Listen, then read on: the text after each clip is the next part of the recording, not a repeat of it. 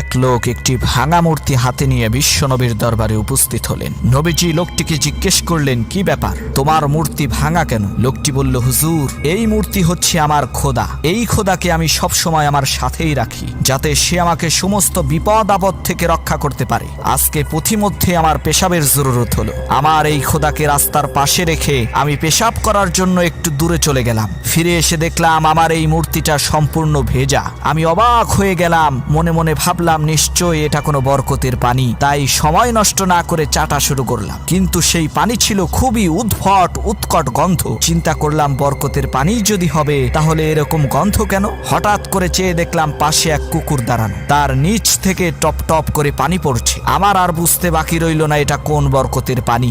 এক মুহূর্ত দেরি না করে খোদার ঠ্যাং ধরে এক আছাড় মেরে ভেঙে ফেললাম। এই দুর্বল অসহায় খোদা নিজেই বিপদ থেকে বাঁচতে পারে না, আমাকে কি করে বাঁচাবে?